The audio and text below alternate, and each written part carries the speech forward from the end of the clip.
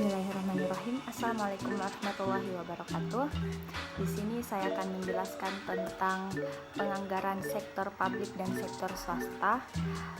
Pertama-tama perkenalkan, nama saya Nurul Afina Fajriani dengan NIM 70200111963 dari Kesmas C, Program Studi Kesehatan Masyarakat, Fakultas Kedokteran dan Ilmu Kesehatan, Universitas Islam Negeri Alauddin Makassar. Nah, di sini saya akan menjelaskan 5 pembahasan. Yang pertama ada perbedaan anggaran dan penganggaran, yang kedua ada fungsi penganggaran, yang ketiga ada tahapan penyusunan anggaran, yang keempat ada pengertian new public management, yang kelima ada perbedaan penganggaran sektor publik dan swasta.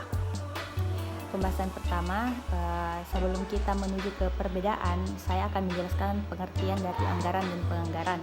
Yang pertama, anggaran merupakan pedoman tindakan yang akan dilaksanakan pemerintah meliputi rencana pendapatan, belanja, transfer, dan pembiayaan yang diukur dalam satuan rupiah yang disusun menurut klasifikasi tertentu secara sistematik untuk satu periode.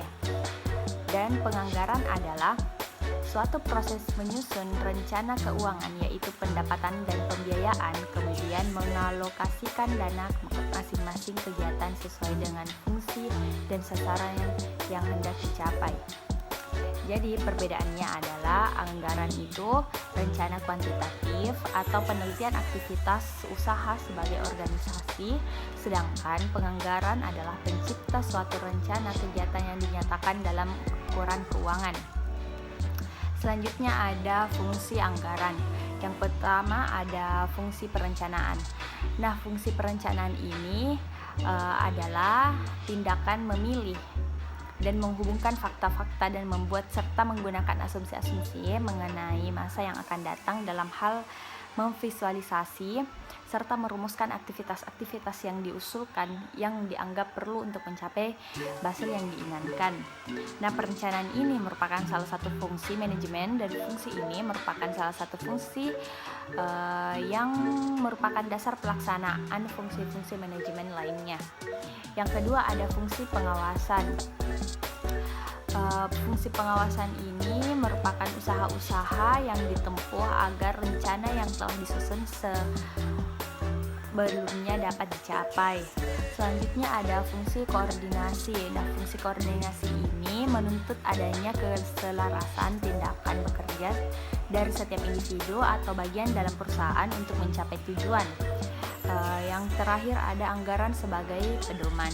Nah, anggaran ini merupakan suatu rencana kerja yang disusun sistematis dan dinyatakan dalam unit moneter. Pembahasan selanjutnya ada tahapan penyusunan anggaran. Ada 5. Yang pertama ada tahapan persiapan, yang dimana dalam persiapan anggaran bagian-bagian yang terkait dengan anggaran mengadakan rapat untuk membuat suatu anggaran. Selain itu juga ditentukan ramalan penjualan. Yang kedua ada tahapan persetujuan, yang dimana yang disetujui oleh komponen-komponen. Yang ketiga ada tahapan administrasi. Yang keempat ada tahapan pelaporan. Yang kelima ada tahapan pemeriksaan. Nah, untuk kepentingan pengawasan, setiap manajer membuat laporan realisasi untuk anggaran. Setelah dianalisis kemudian diserahkan kepada direksi. Pembahasan selanjutnya ada pengertian manajemen publik. Nah, pengertian manajemen publik ini adalah pendekatan untuk menjalankan organisasi layanan publik yang digunakan di lembaga, pemerintah, dan layanan publik, baik di tingkat lokal dan nasional. Selanjutnya ada perbedaan sektor publik dan swasta. Nah, perbedaan ini saya mengambil terdapat 7 perbedaan antara sektor publik dan sektor swasta. Perbedaan pertama itu ada tujuan dari organisasi, yang dimana sektor publik itu non-profit atau motif, sedangkan kalau sektor swasta itu profit dan motif.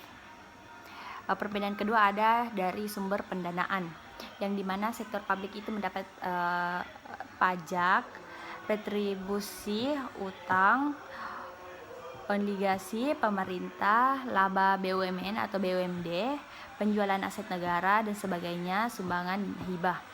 Sedangkan dari sektor swasta itu sumber pendanaannya pembiayaan internal dari modal sendiri, laba ditahan, penjualan aktiva.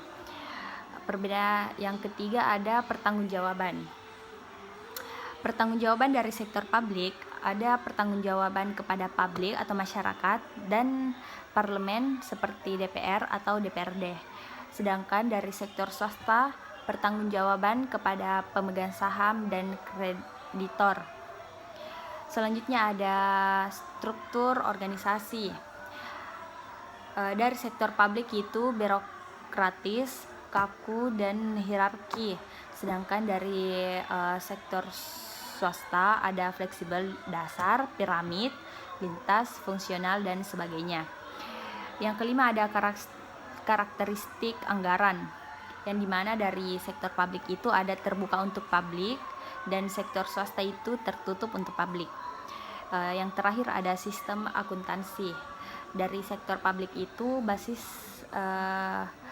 kas menuju akrual, cash toward akrual pada tahun 2001 seluruhnya menggunakan basis akrual atau akrual basis.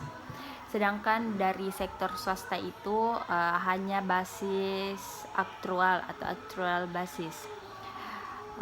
Mungkin hanya itu yang bisa saya bahas pada PPT saya kali ini.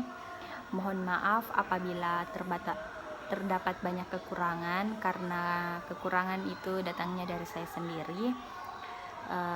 Terima kasih atas teman-teman yang telah menonton, dan syukron. Wassalamualaikum warahmatullahi wabarakatuh.